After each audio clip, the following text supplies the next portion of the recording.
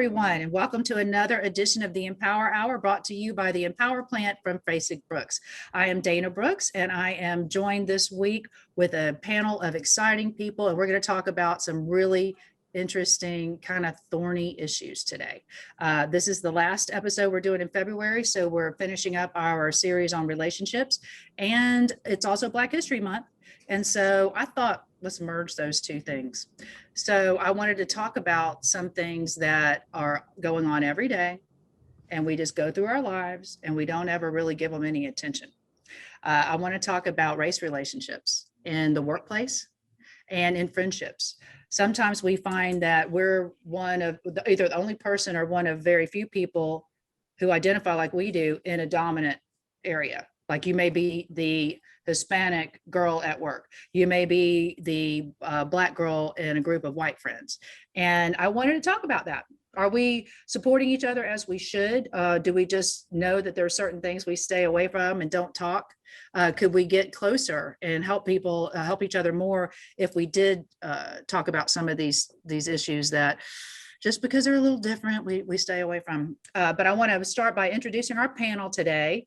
We have got Rose Caswick back, and we're going to come back to her and talk about this fantastic drink she's conjured, like she always does. Y'all, we've got a bar card in this office, like you read about. Since we've been doing this Empower Hour with these drinks, you stop by Frasig Brooks and need a cocktail, we can meet your needs. It's impressive. We have Lori Finn, our marketing director, back. Welcome back, Lori. We have, I thought we had Shavetta, who was with us last week. I'm not sure she's with us today, but I want her input if she is around.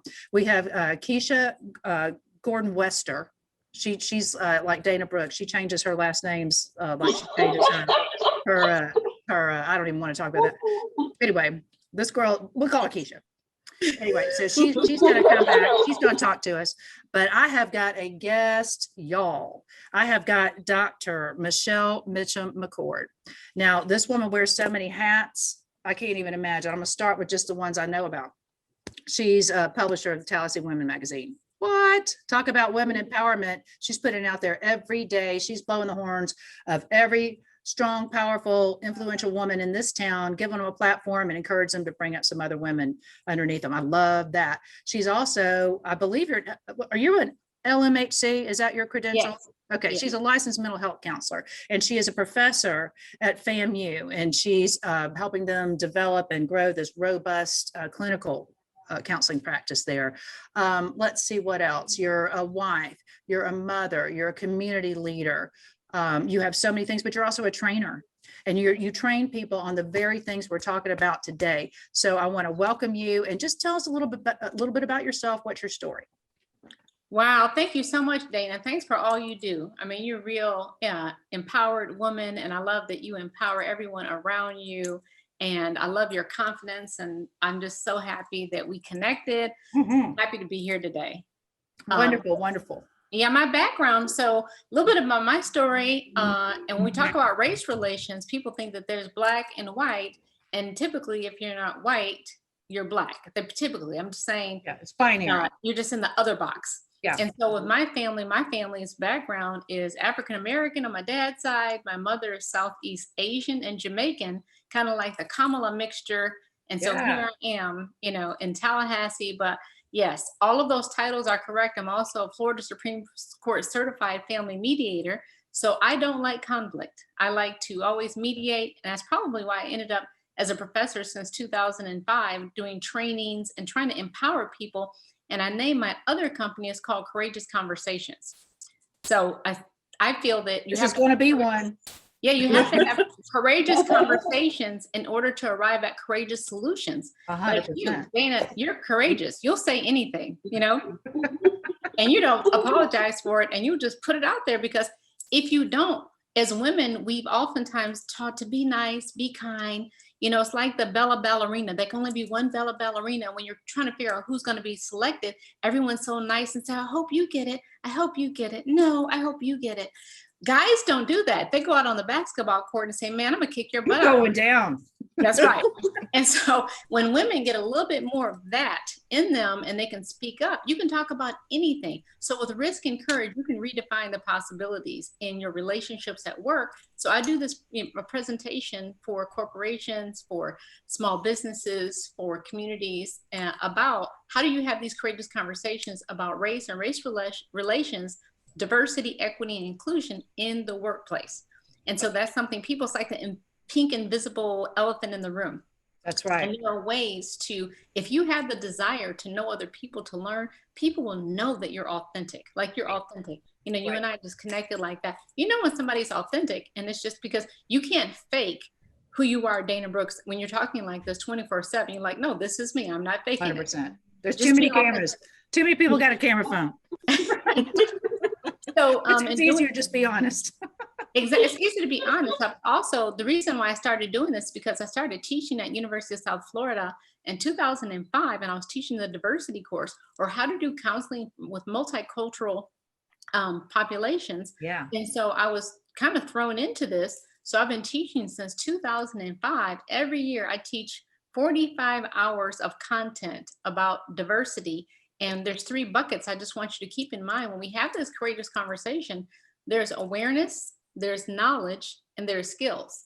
Well, just awareness. Everybody is at a different place when it comes to awareness. There's some people that wouldn't even be having this show, Dana, because they're not aware. Like you're cognizant. They're oblivious. Issue. It doesn't affect, it's the matter thing. It doesn't affect me. It doesn't matter to me. So it just plain don't matter. That's what so many people feel like. It's not affecting me. It doesn't matter to me. So it doesn't matter at all. Right. Exactly. That's what I'm trying to combat.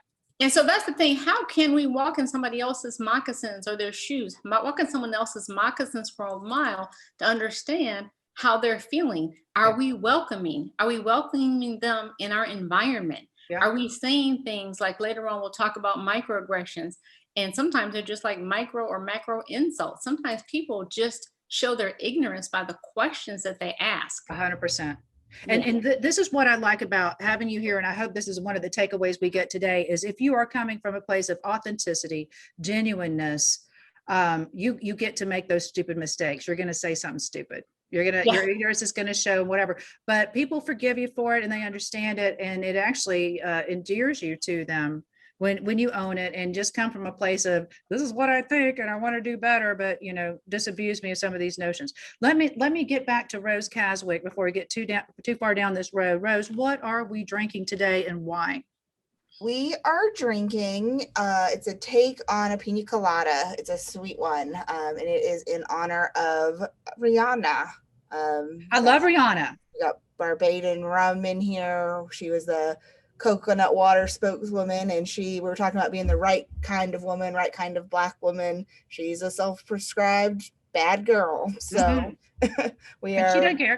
It's not her responsibility to make you comfortable with her behavior. I love Rihanna. And if my daughter Whitney, our producer, is still on here, she remembers I went to a trial college about 10 years ago, and one of the coolest things there, and I brought Whitney because I dragged her everywhere when she was a child.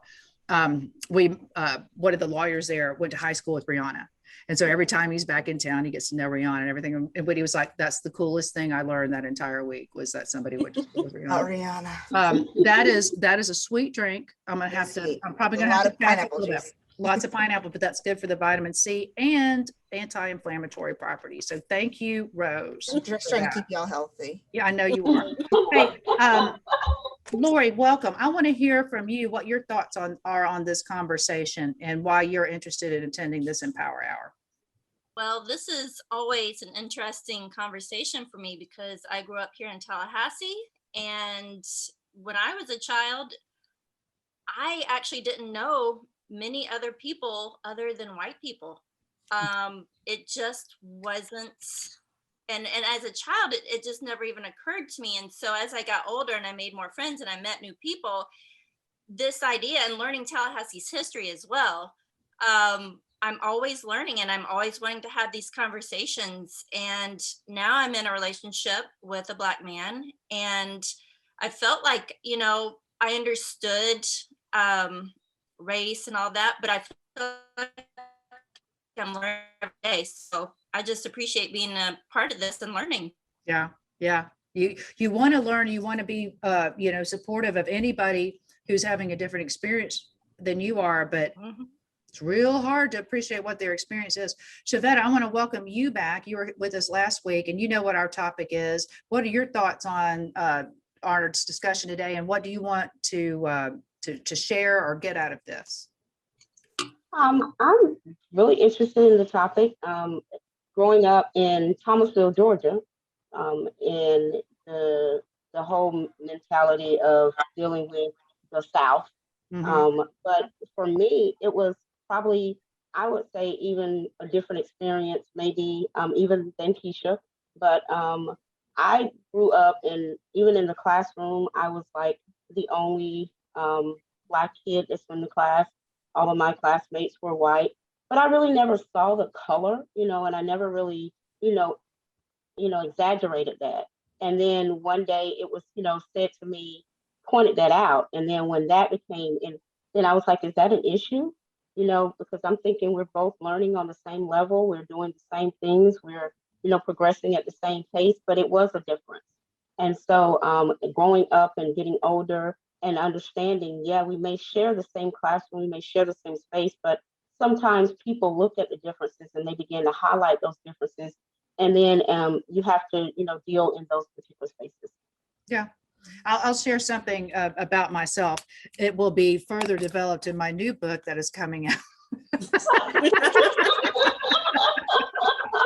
Girl, I'm so excited. I've been waiting on this thing for a year and a half. I've been so pregnant with this book. No, this is my book. But I do talk about it. Let me tell you about what I talk about in there. People don't know this about me, but I grew up and I went to primarily Black schools. And then I kind of stood out. But I remember I was friends, all my friends are Black.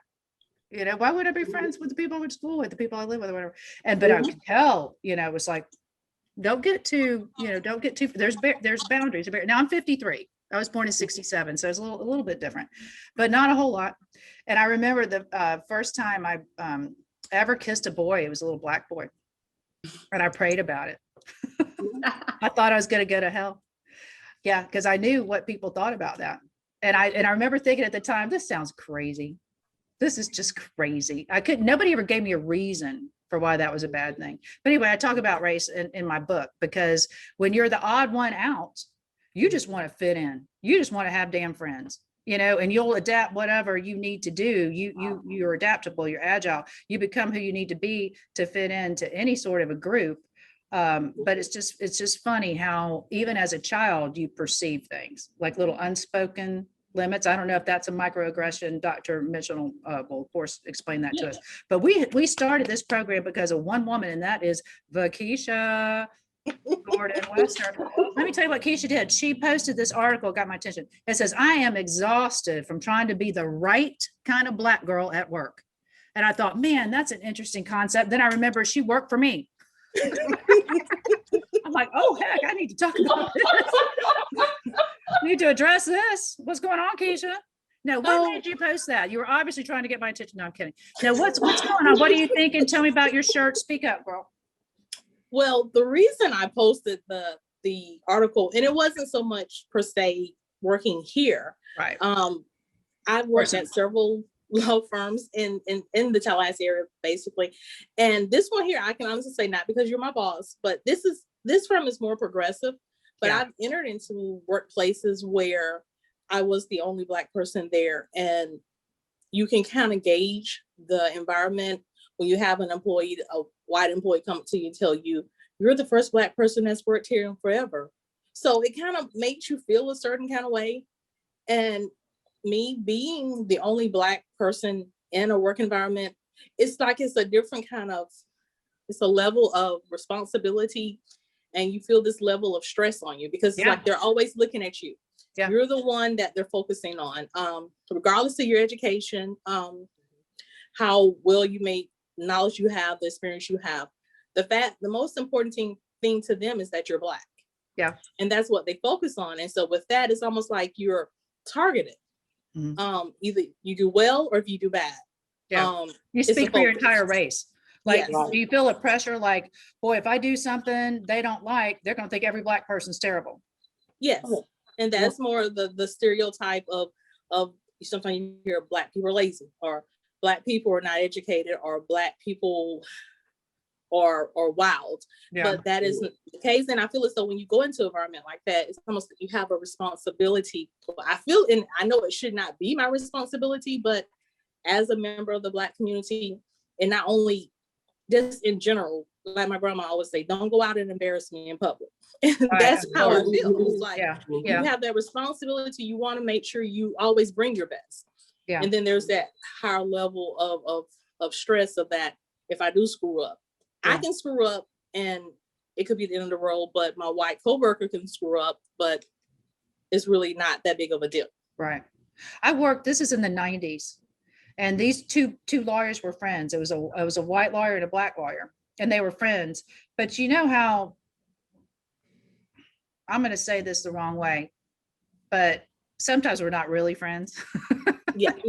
You have to be that person to get along or whatever. We ain't really friends, you know. But this was after some riots, and the white lawyer said to the Black lawyer, says, "Hey, if I make you mad, are you going to go out and burn your own shit down?" Mhm. You know. Wow. And so I thought of course the Black lawyer laughed, you know. But I thought to myself, man, you know, first of all, what privilege you have to even ask that, to even know that you can ask that and just say, oh, I was just joking, it's no big deal. But then I thought about the perspective of the Black lawyer, and I thought, what are you supposed to defend your entire race? Everything, anybody who looks like you ever does, you're responsible for them, as if there's not diversity among people of a certain race or who look a certain thing. Like, what do I speak for every blonde? You know, really get real. But I liked hearing that, and I thought about it, you know, from your perspective, and I should do more of that. But anyway, let's get back to Dr. Mitchum Mccord. What do you think of when you hear this? You train people on this. You have a whole segment of training. I think you've got 12 videos, and we of course can't watch them all. But is there something that seems appropriate that you might share with us? And what do you want to say about that? Yeah, well, first of all, I appreciate what everybody's saying. And that, you know, Peggy McIntosh, who's actually white, you know, coined the term, you know, she talks about white privilege, and she said every white person has an invisible knapsack. But what happens is when you say the word privilege, people think that, wait a minute, that's something unearned. I've worked for everything. Right. And so when we are open with our heart and we're ready to be reflective, like you are, you're thinking like, what did that mean? Let me reflect on that. Where's that coming from? We know that there's implicit bias. Everybody has implicit bias. I don't care what color you are, where you're from, what religion. And implicit bias is that social cognition that we're unconscious of, and we have certain behaviors as a result of how we react to things, and we don't even know it because we have an implicit bias. We might want to sit next to someone. We might think that we might not even be aware that we have certain stereotypical ideas about certain people. You know what I mean? And people even use jokes sometimes. And so people have implicit bias, and they could be favorable or unfavorable. When I was a high school counselor years ago, people assumed that all the Asian children were smarter, and they were like, hey, the counselor said, let's put them in honors. Let's put them in AP. They hadn't even tested them. So there was an overrepresentation of certain minorities in gifted honors and AP courses and IB, and an underrepresentation of Black people in those same classes because of the referral process. So everybody has implicit bias, but then explicit bias is when we become conscious, when we become cognizant and aware that we have these biases. So there's implicit and there's explicit. So there's both.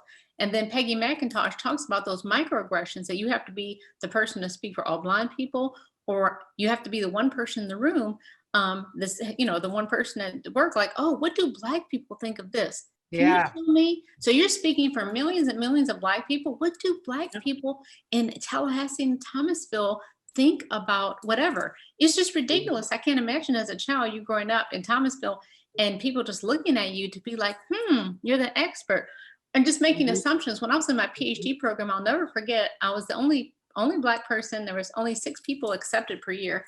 And one young white lady said to me, she said, Michelle, you know that bridging program that they have between high school and college? you know that bridging program that helps you get into college? I said, yeah, what about it? Were you in one of those like bridging programs? Is that how you got in the PhD program? Just an assumption that you had to have some hand up. You couldn't have done it on your own. And sometimes you do need it because maybe people did judge you and not give you opportunities just because of what they thought they knew about you from how you look. Yes. And so I want everyone to know that invisible elephant in the room goes across socioeconomic status, race, religion, sexual orientation, culture, because what is culture? And people think that color is a culture. And what I do in the training, I tell people, wait a minute, think about this. What is that thing that's called when everybody goes to FSU or FAMU, you go to the football game and everybody's outside in their trunks and under tents, cooking and eating and drinking? What is that called? Tell me. And Yeah. right. And so like, does culture have a color? Yeah. But people assume that you can speak for all people. One time I had another friend in my last story, a white guy, we're in school together, and he was like, one day, Michelle, can you bring me a recipe for greens and cornbread? I really love greens. I would love to have a recipe. And I was like, you know what? I would love to have a recipe also. I was about to say, if I could hold my hand up for every Black friend of mine who cannot cook. So I said, I can Don't make assumptions. Yeah, I said, I can give you a recipe for some curry chicken, for some rice and peas. I can give you a recipe for some kalaloo or some dal. I don't know, but if you get a recipe, let's both share that with each other. Yeah. And it's like, oh, yeah. So there's an assumption, and people don't know what culture, even though, yes, I am Black. Yes. If someone says, are you Southeast Asian? Yes. Are you Jamaican? Yes, I have all these backgrounds. Yeah. But in my home, my mother cooked a lot of Indian food. Yeah.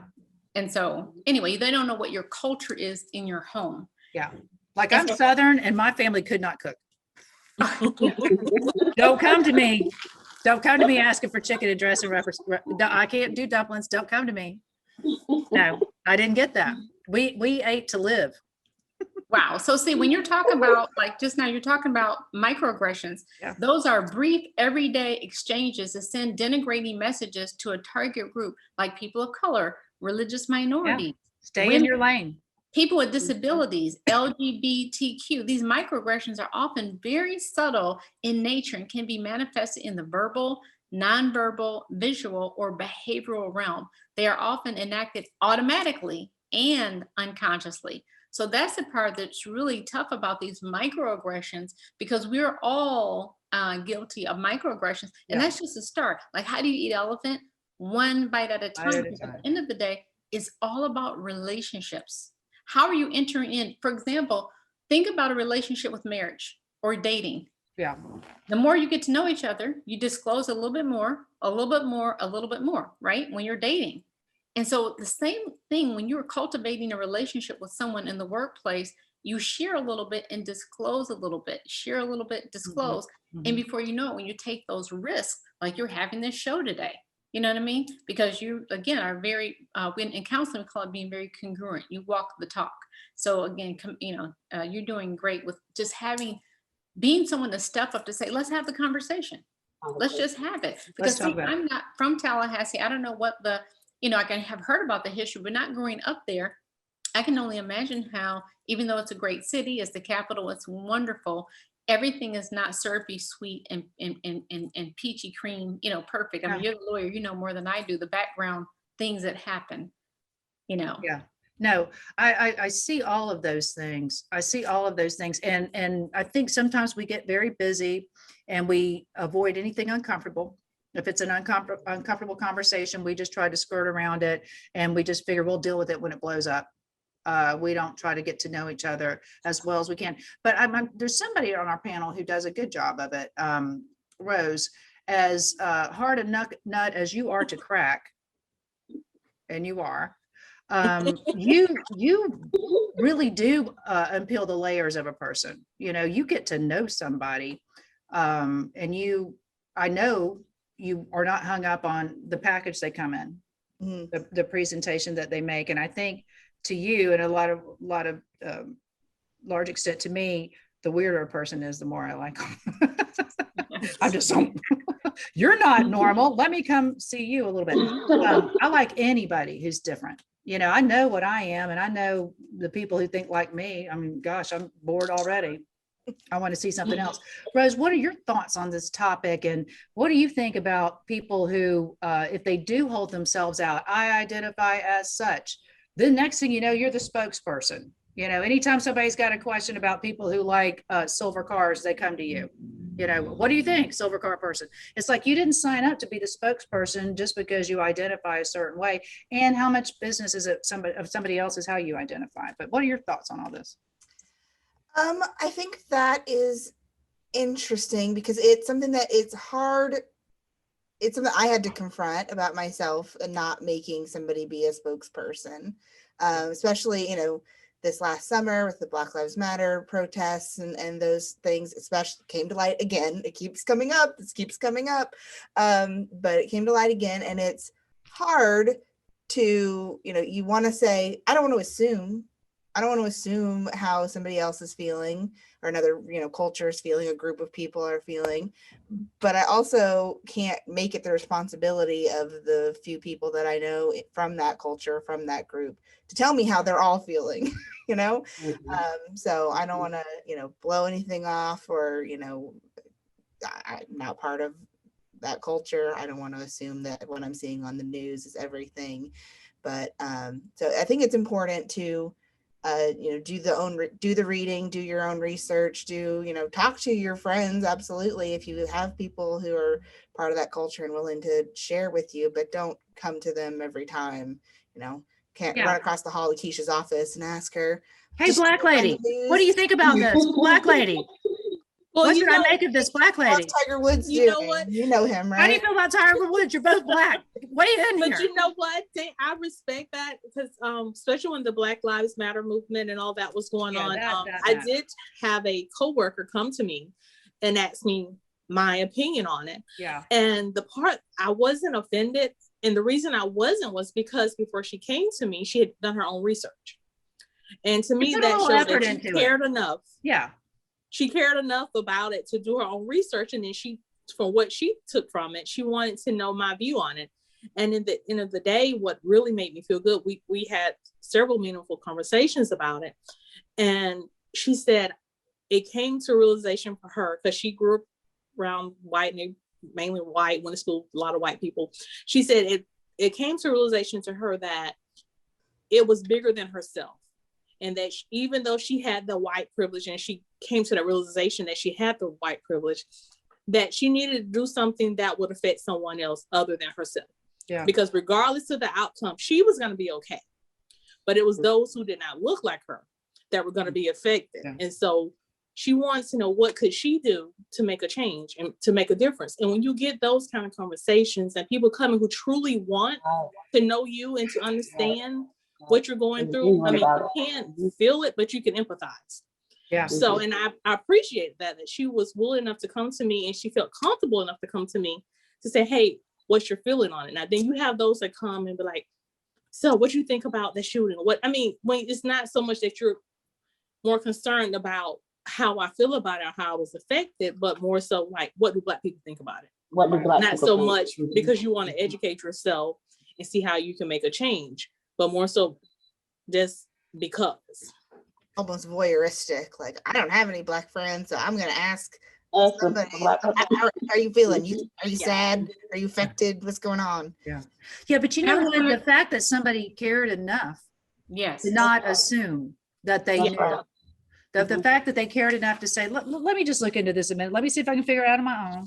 And let me come to somebody who has an experience I don't have for some authenticity. It's not that you're suggesting that, you know, Keisha's afraid of her son leaving her sight when he is between the ages of 12 and 25, because there's a 25% chance he ends up dead or incarcerated.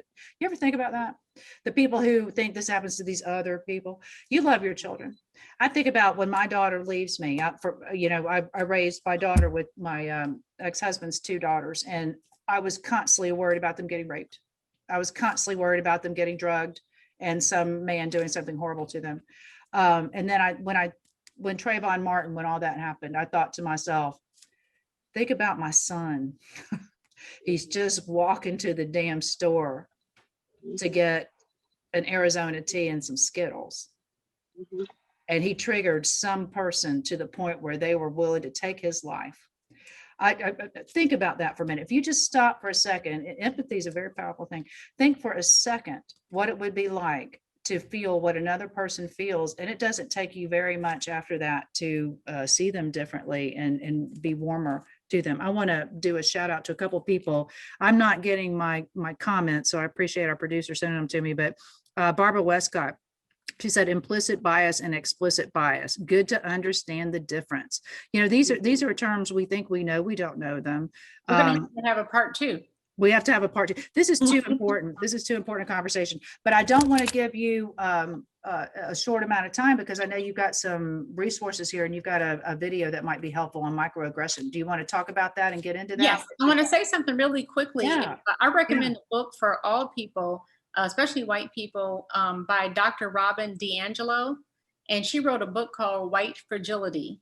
And yes, I have that. So that book, she talks about the opposite, not people like you, Dana, and your team who's saying, hey, let's have these conversations. There are some people that have this white fragility that anything when you talk about race, or if there's a little bit of stress, it's intolerable. Yeah. They don't want to hear it. They're defensive. They're angry. They might show fear. They might get into an argument with you. Yeah. They might just turn to silence. And then it's a stress inducing situation because of their triggers. Yeah. And they don't even want to have meaningful dialogue about it. So that's the opposite. So that's a great book, White Fragility. It's not like, it's much like rather men and women, the struggles. I write about feminism. That's my thing that I'm thinking of, but that fragility, they perceive you as taking something for them. Your empowerment, your equality to them means I lose something. Mm-hmm. You know, to them, it's not, to them, it's like pie. There's a finite amount of it.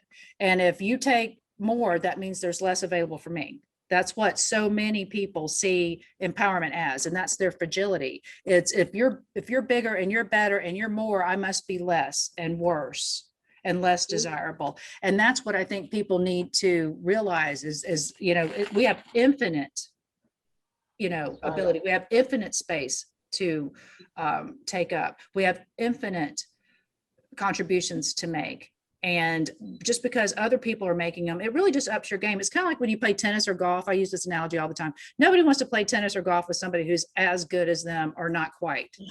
They always want to play golf or tennis with somebody who's better than them because that's how they get better. It brings you up. It gives you on your A game. So if we could just get in our mentality of that instead of this fragility mentality, which is like the more you have, the less I have. If you succeed, I must lose. It's not a zero-sum game. Yeah, I agree with that. But I think far as when you're dealing with that with racism, and that's where actually we were having this conversation earlier today, me and Rose and Shavetta, that to me is the basis where you think about 1858 when Abraham Lincoln did the Peoria speech. He was battling with racism and slavery, basically. And he knew slavery was wrong. Right. But in that speech, he makes the comment that, yes, I don't think people should own people. But he also said that even though I believe the slaves should be let go, I still don't believe they're equal. I think they're less than. Yeah. And so that has been to me, and for me, talking about when you deal with racism, that's what's been threaded into the fabric of America. Yes, you're free, but as long as you don't affect my comfort where I'm comfortable, as long as I am esteemed higher than you, and you will never be of my equal, we're good. But when you start to challenge that and they see that whereas though, okay, they're my equal now, then it's like they're threatened.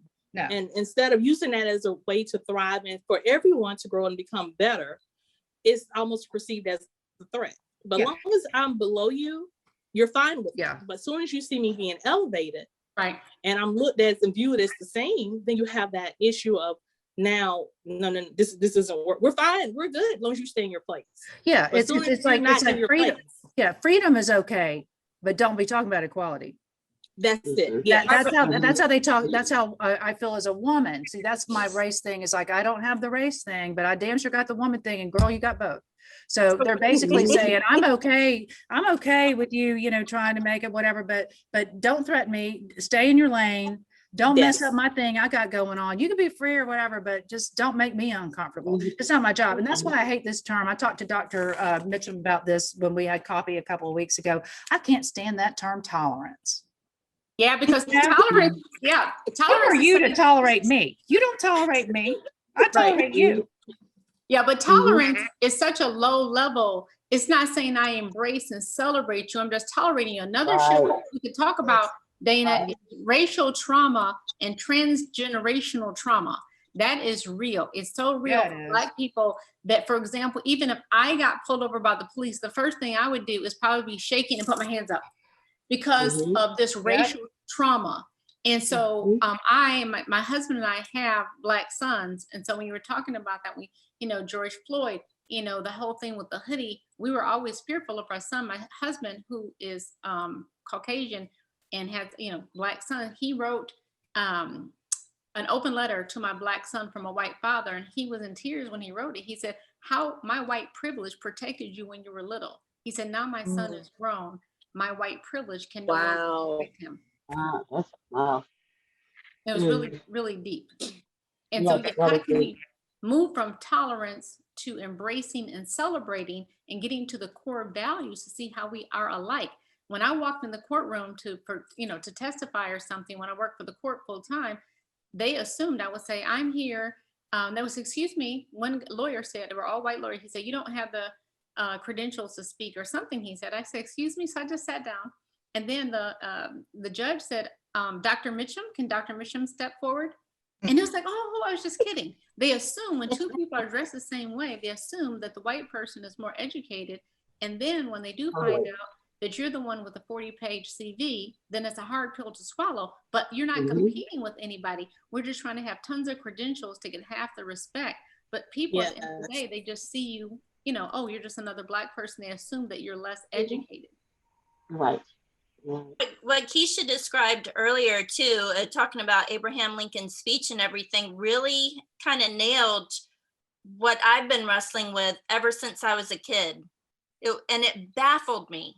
There were kids on our street that were Black, and I always befriended people on the outside. I was never part of the popular crowd or anything like that. It was always the outsiders that I got along with. And so I found these kids and we had so much fun. And I was told by a lot of people, be friendly, but don't be too friendly. Don't be, and to this day, I still couldn't wrap my head around that, Do you think anybody ever talks to a man about, don't be too friendly, just kind of pull back? If you find yourself responding to a behavior request or suggestion, stop for a minute and say, would they be asking a white person to do this? Would they be asking a man to do this? And if the answer is no, then I think you know what your answer should be. It is not your obligation to make other people comfortable with your looks, your background, your opinions. That is not your job. Now, understand there's consequences. Some people aren't going to like you for being your true, authentic self. Fine. They're not your people. It's good to know earlier rather than later. But no, stop letting people put upon you a responsibility for making them comfortable. Let's see, Shavetta, you got anything you want to weigh in on here before we go back to the doctor for her instruction and all the resources she has? I'm enjoying it. I'm learning too. Just listening to just the point of views from everybody. It's good that we can come to a place even in 2021 where we're able to just sit down and talk about it. Yeah. A lot of times, just getting it out on the table, Yeah. Listening to the different perspectives. Sometimes that's a start. Yeah. And that's a way for us to grow and move forward and not just stay stuck in the past. Yes. Sometimes just knowing that you are heard, you are seen and you are heard. It doesn't mean you, and that's not converting people. That doesn't mean flipping people, doing a hard sell, converting them to your way of thinking, but just listening to some person and making sure that they know that they are seen and that they are heard and that their diverse positions matter. Doctor, back to you. Yes. So also, we do have to just understand also adaptive behaviors, and that's another show entirely, because people over this transgenerational trauma, when you go back to the time of slavery, which wasn't that long ago, It was. if a slave owner told a mother, hey, your son is really strong, he's coming up, that's a great young man, she was like, oh no, he's not, he's kind of slow. Because is she going to brag and say that he's great, or Yeah, just she like wants to he's gonna be protect him. sold? Yeah. Because he would be sold. Right. So you kind of always Right. put your head down and playing things down, because you don't know Mhm. how people are going to come after you. Right, There's kind of right. like a paranoia. So Yes. there's this transgenerational trauma and adaptive behaviors for survival that Black Mhm. people consciously or unconsciously have. You know what? This is what it makes me think of. Black history. I do believe this one thing alone could solve, or at least go further than anything else we've ever done in America to mend racial relations. And that is to start teaching some seriously accurate Black history in Accurate. schools. Accurate. Okay. Mhm. You need to understand why Black people have hesitations that they do. You just gave a brilliant, beautiful point. I need to Mhm. protect my boy. So I tell him to downplay his strengths. But That's think right. about what that message is sending to an entire generation of people. You're Black, you're different, you need to act different. The world isn't the same for you. You need to always be hiding your strengths or overcompensating for them. You know what I mean? There's just so many messages. One of the other things is, this is something I learned the other day, is so many stories are in the Black culture that are handed down from grandma and grandpa.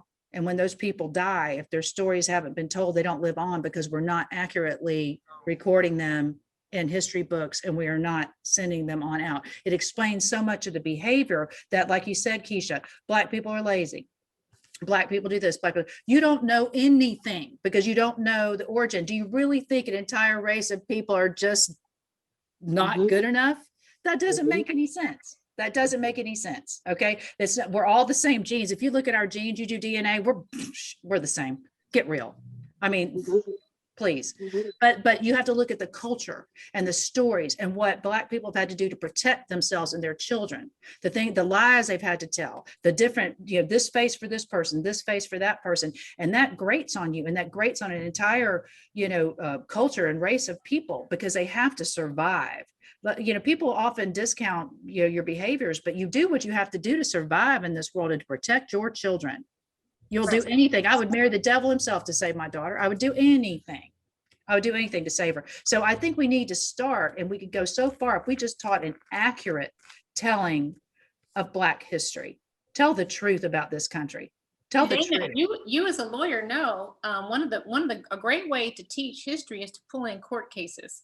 Yeah. Even, we have institutional and systemic racism, and we know that even after Brown versus the Board of Education and schools were supposed to be integrated, there's some schools, I heard a year ago, somewhere in Georgia or Mississippi, that they still had a Black prom and a white prom in 2020. Yep. So people didn't follow the law. So a lot of them, look at those laws. Remember that movie, Loving, or whatever it was called, the people who got married and arrested, Black and white. Yeah. And so there's court cases that actually document this. And there's some people that are not believers until you show them a court case or ridiculous law in the books. Look at what happened in Benton. I guess they didn't even know. Yes.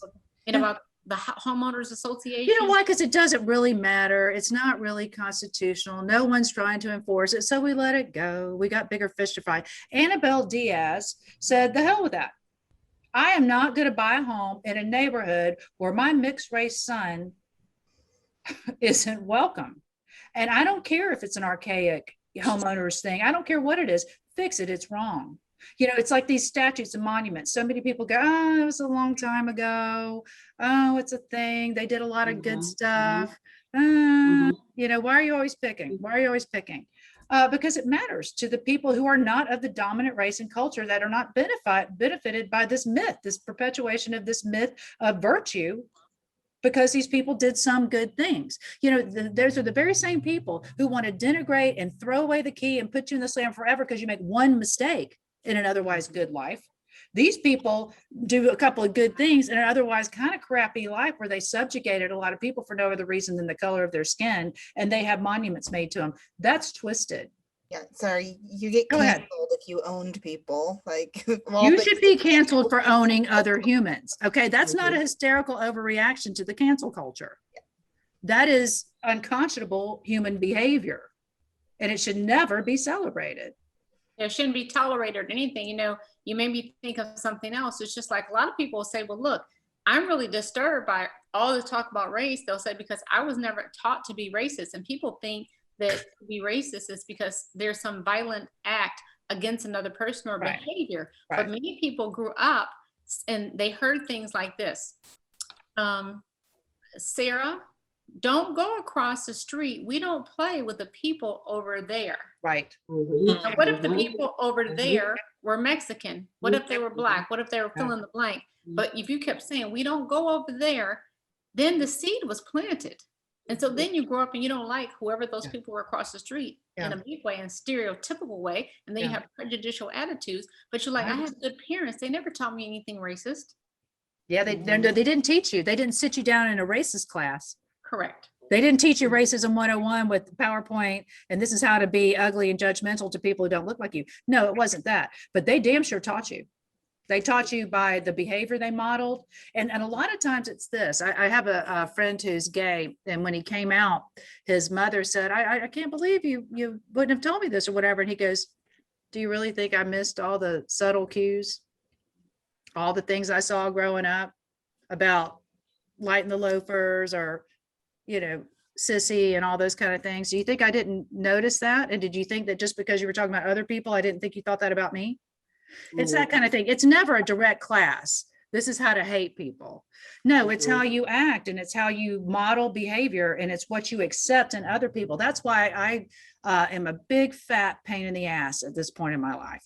When somebody mansplains to me, I make it so painful. Oh my God, they wish they had never, ever opened their mouth. Whenever someone cuts somebody out or makes an assumption about somebody, I stop and I go, you know, how do you think that made that person feel? Because I have a little privilege now. I'm obnoxious. I can get away with it. So I'm going to, because there's a lot of young women who won't take that. They'll just roll their eyes. They'll wait till they get back to their girlfriends and they'll say, can you believe what this man did? Oh, can you believe this? That isn't going to change that man's behavior. You bitching about it to your girlfriend, stopping and saying, no, I don't want it. So to me, if you have some power, like you do, doctor, like you do, Keisha, like you do, Shavetta, just put your hand up and say, no, I'm not token Black girl. I don't speak for my race. I have an opinion. You want to know mine? I'll give it to you. But I didn't, you know, they didn't elect me to be the representative, you know. Wow, this is such a great conversation. I mean, it's just like amazing. The people that, you know, that engage in these conversations and seek to understand and to be understood. And you can have some ground rules, but to keep having these conversations and be open, that's the only way that we learn. Just think about having a difficult conversation with a husband or someone in a relationship. And if you keep having difficult conversations, and you know what, if you can't have the conversations, you know, eventually you're not together anymore. You know, those things happen too. That's I remember, right. yeah, my ex-husband, one time he had some behaviors and I said, you know, that's not attractive. It's just not attractive. That's not. I'm not digging this behavior. And I guess what I said, I told him, I don't like not, that behavior. I said, this wasn't a part of my dream.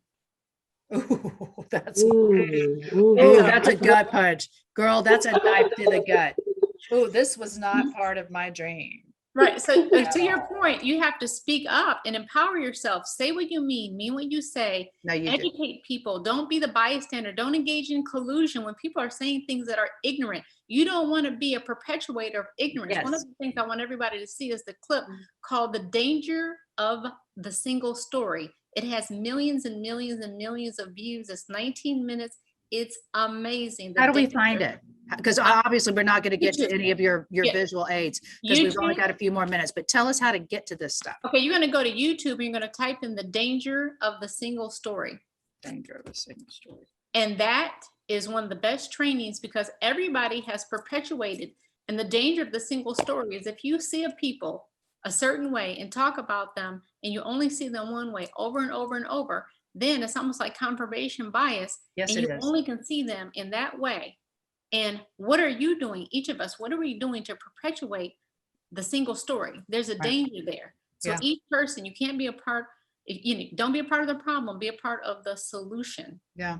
Don't perpetuate things that are wrong and biases and things that you know. Don't be the quiet one when your friends are saying something crazy. Say, really? Like, you know, Dana, you would call them out and say, no, that's not true. Mm-mm. You know, You have to speak up. And here's the thing.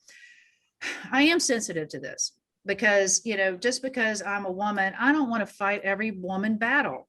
I actually do. Send your woman battles to me because I'm up for it. I'm super primed for it. I'm ready. I've been training. No, I do want to you fight. have a every Wonder battle. Woman suit there. Where's your Wonder Woman suit? I don't know. It must Looking for it. it must be at the cleaners. I don't want to do that. And so, you know, if your friends come to you as you know, their Black friend, and you don't want to fight every battle, but just do know it's just part of it. You are in a special group of people for whom the world hasn't been easy. You haven't had the wind at your back all the time. And sometimes whenever you shoot your mouth off and you take the microphone and you start using it, you do adopt a responsibility. I like that though. I want more people to do it. I want more people to feel encouraged by it.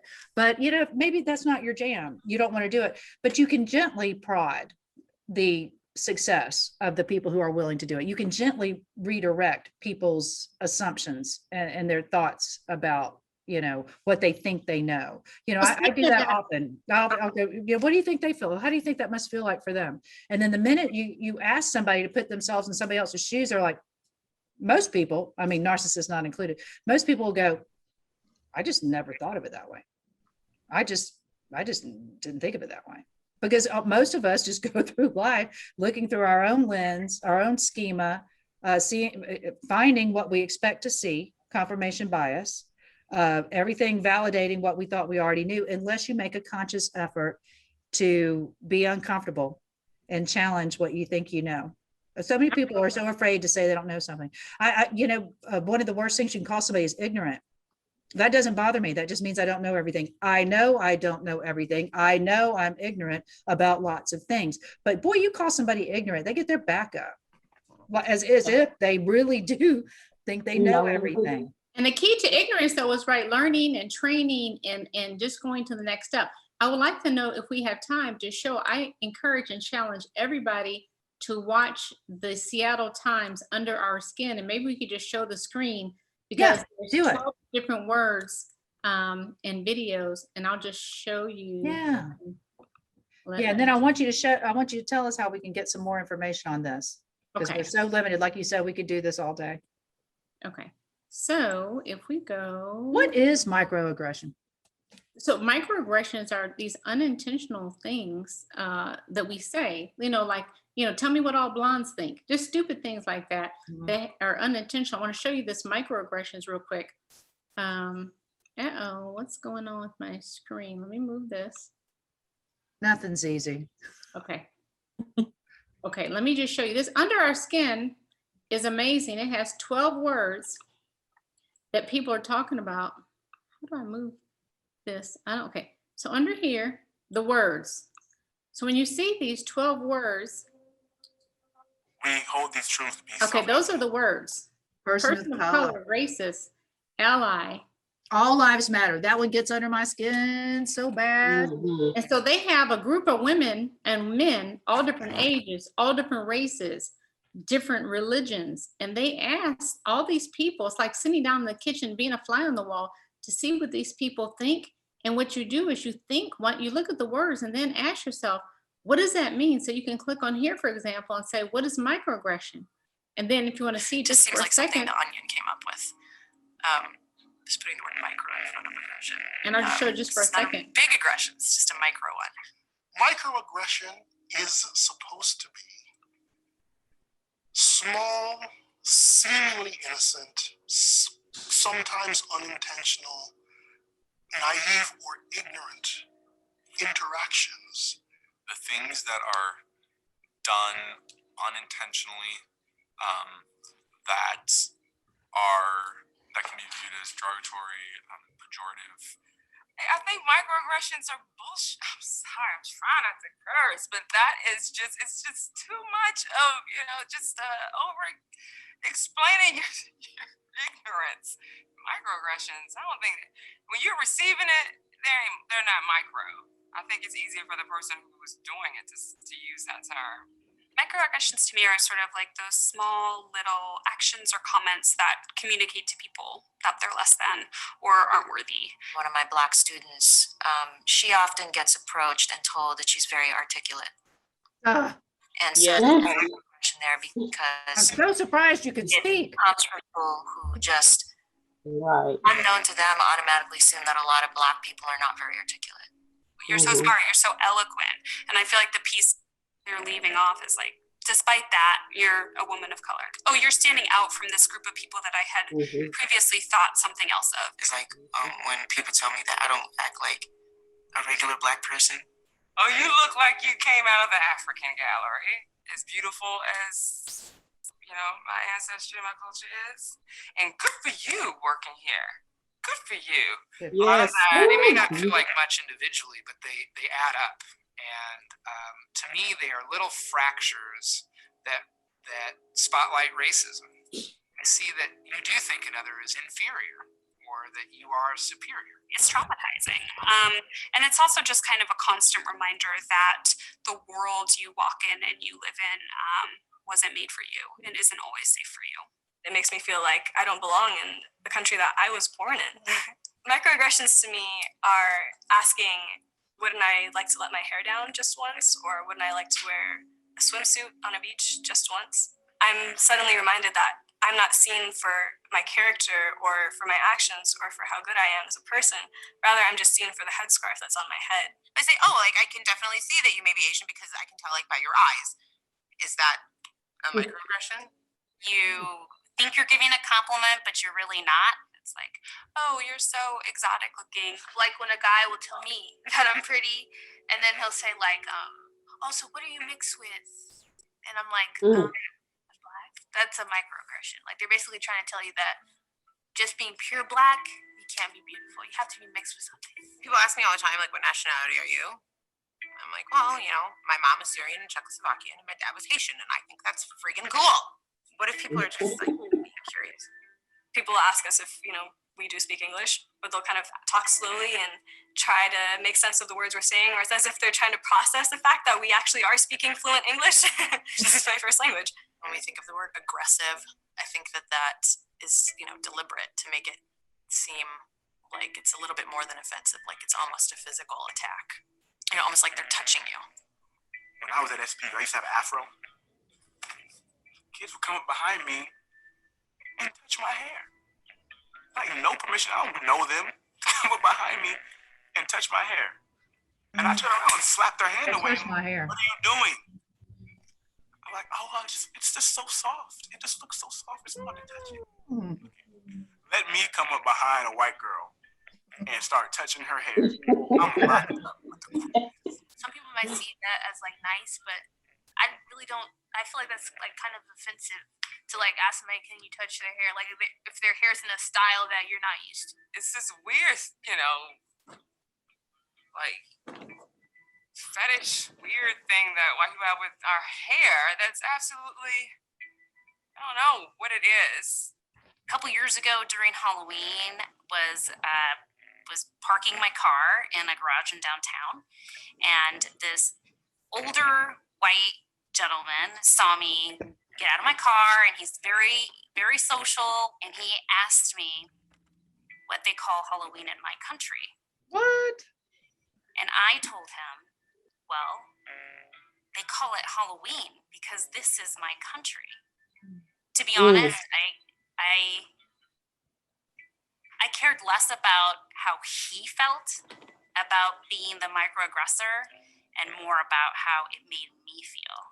It's about the impact and not about the intent of the person who engaged in that behavior.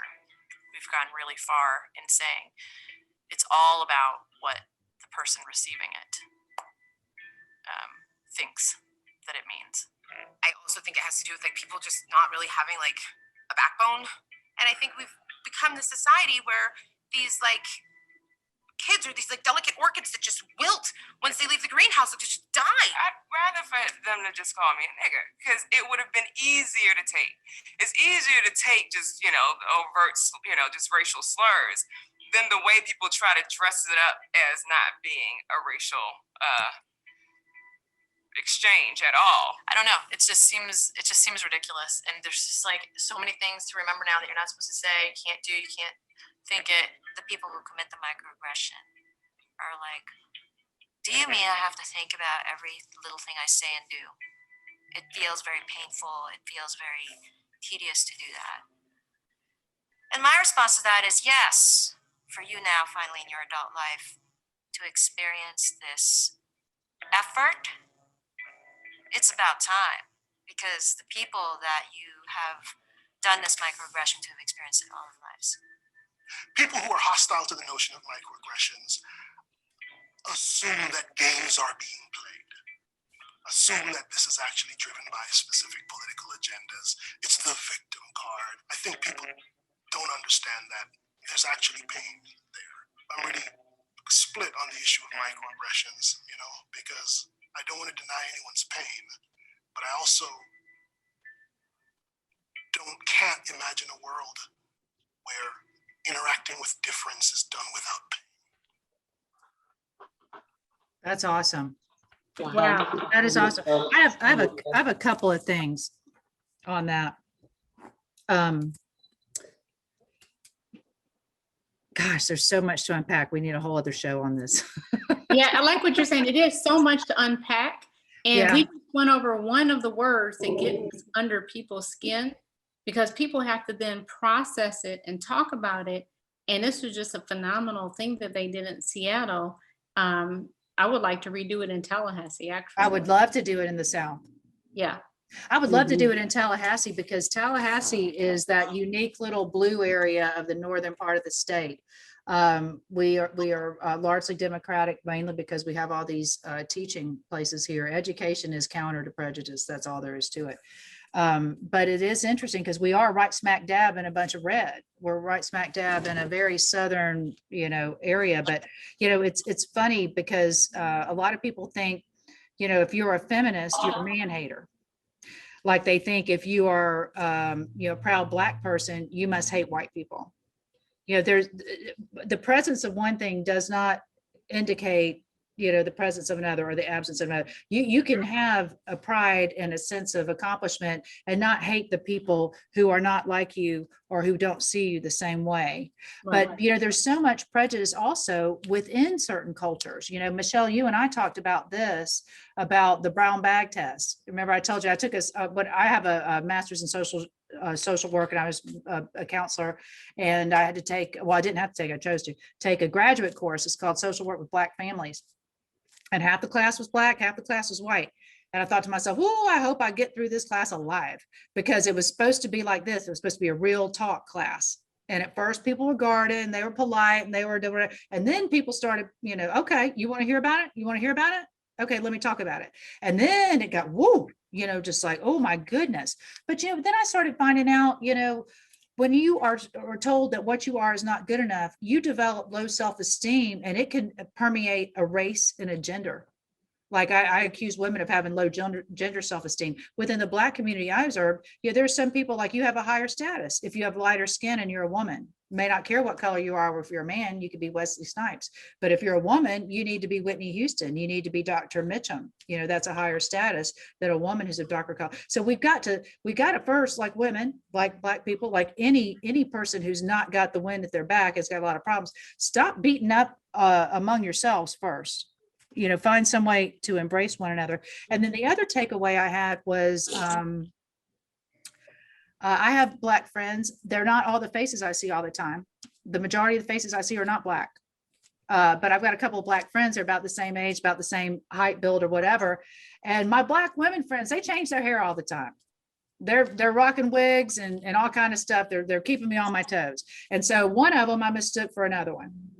And it was easy for me to do based on my experience, but I didn't just gloss over it.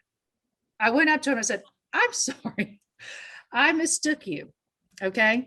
And I went to the other one. I mistook you for her. And I owned it. I felt awkward. I felt like an idiot because, who mistakes me? Probably not a lot of people, but they might, They may think I'm somebody else or whatever, but I meant to tell them, look, I did this and I kind of minimalized or marginalized you. And I apologize for that.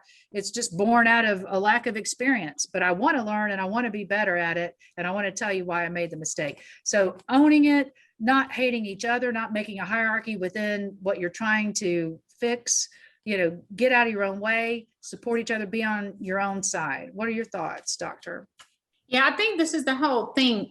Keep being reflective. We have to be reflective practitioners, whether we're attorney, no matter what we do. Be reflective and do some soul searching. And if your environment is not diverse, try to seek out that diversity. When anybody comes to my house to a party to see me, husband and I, there's always somebody that calls me within a couple of days to say, Michelle, coming to your house to an event is like coming to the United Nations. Where do you love it. All these people?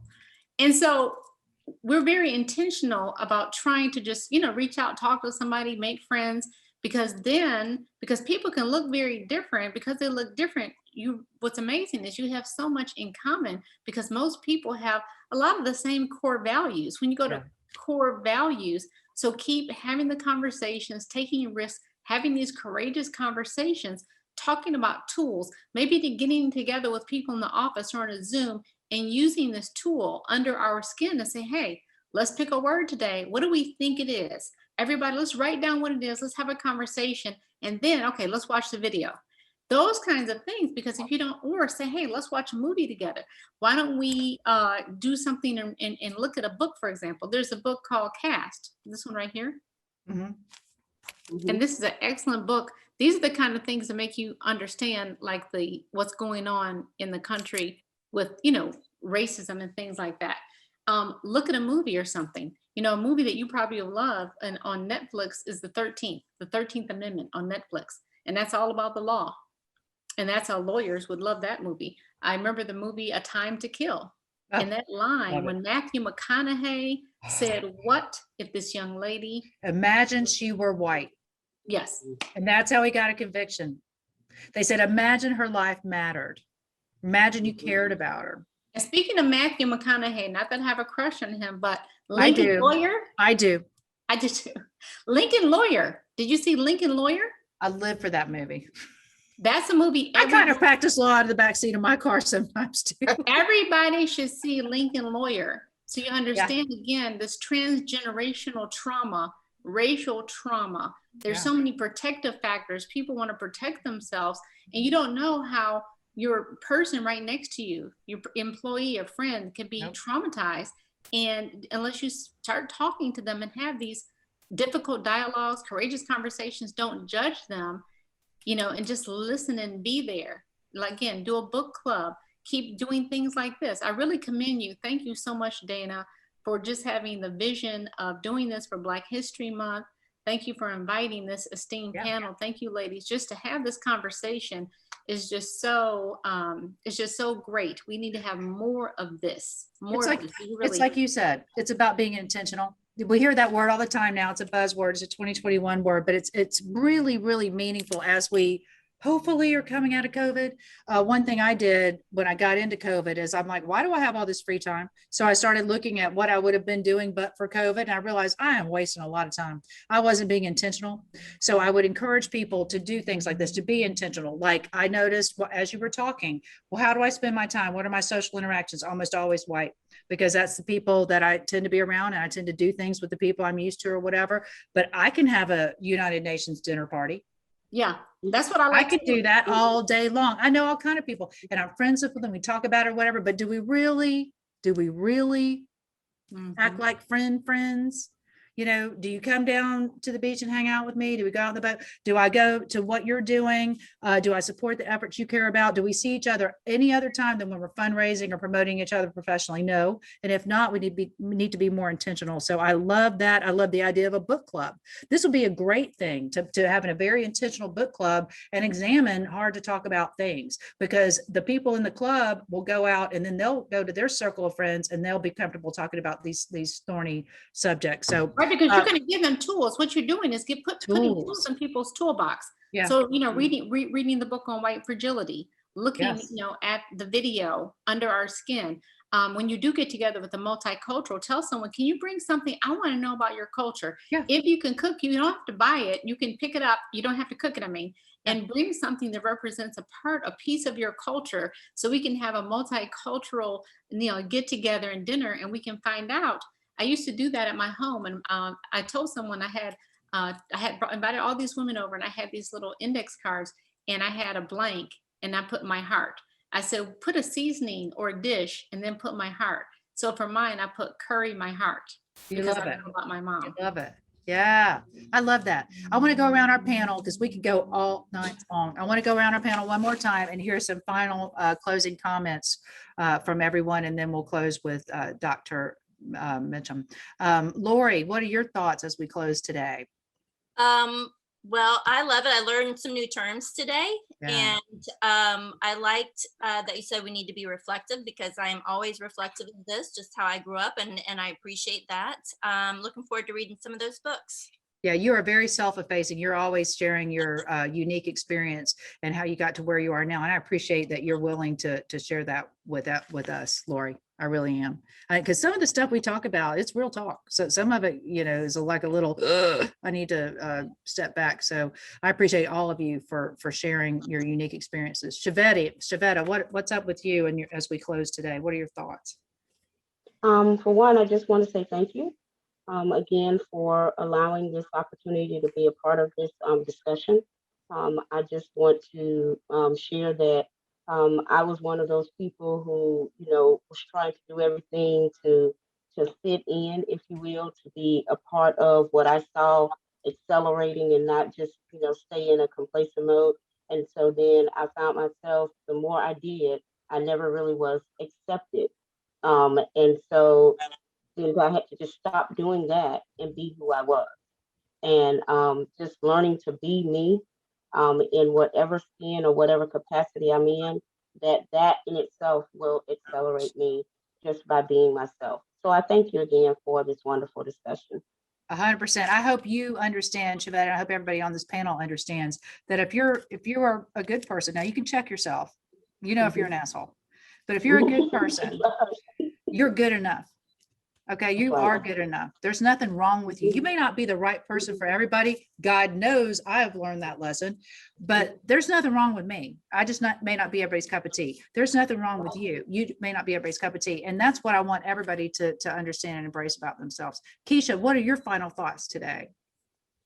I would say the thing that has stood out the most is just be intentional.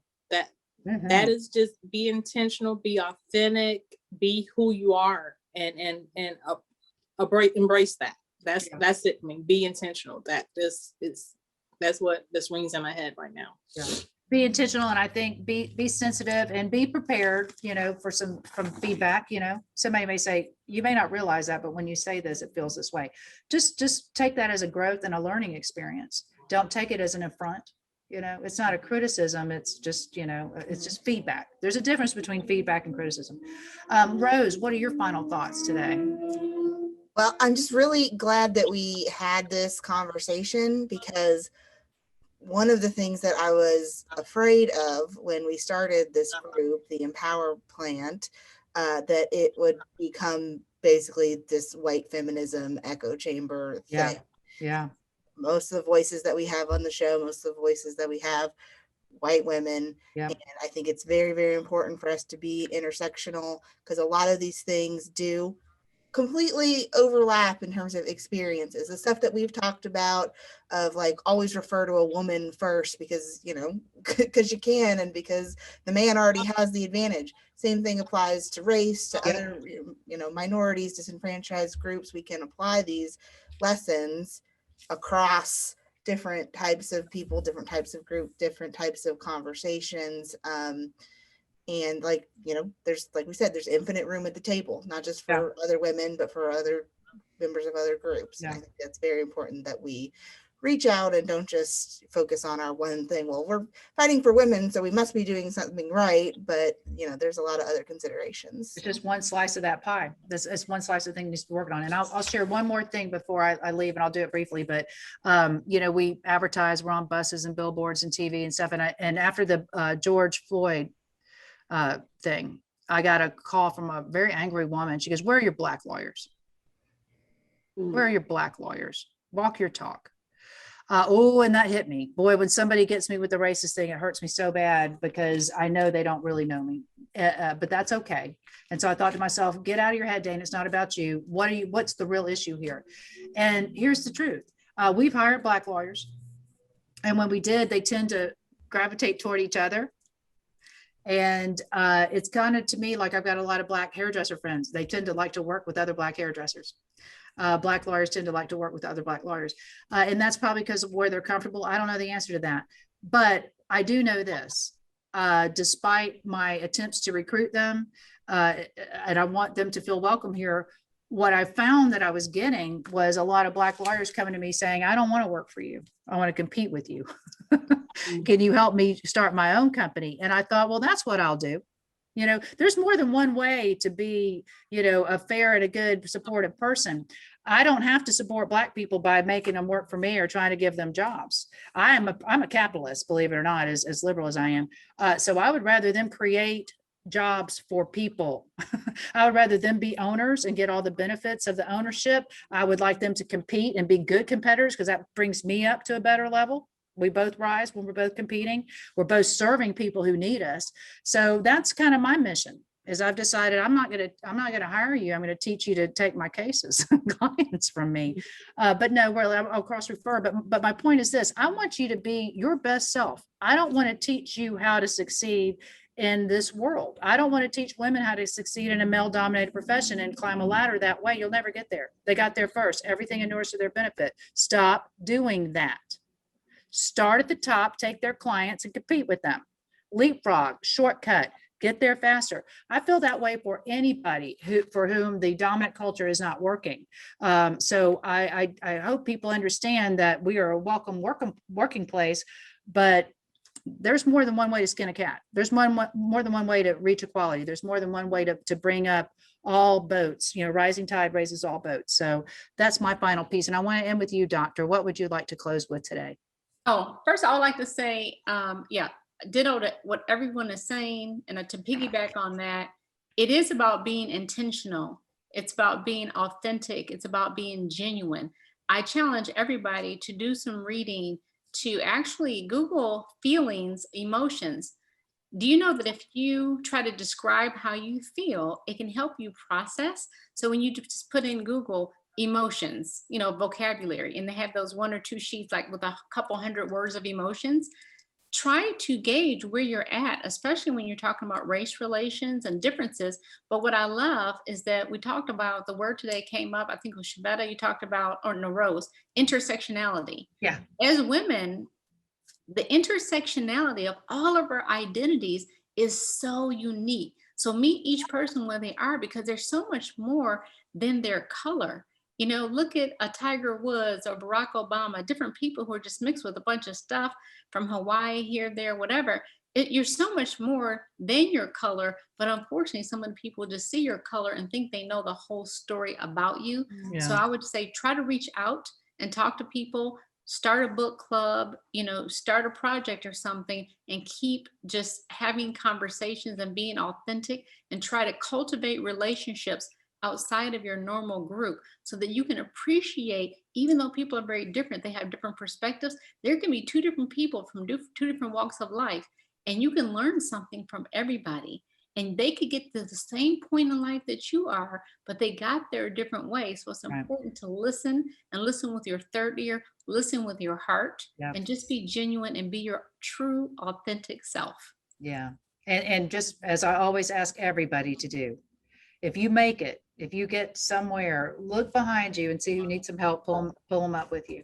So thank you again tonight. Thank you, Rose Caswick. Thank you, Lori Finn, Shabetta Carter, Keisha, whatever last names you've assembled this week that you're going with. I support you in that. Thank you, Dr. Mitchum. I really appreciate you. And I'm so, I'm proud of us. I thought we did some good work today. We were brave and we said some things and we got some things out on the table, and maybe we'll inspire other people to do that too. So thank you all. Tune in next week for another episode of the Empower Hour, brought to you by the Empower Plant from Fragility. Good night, everybody.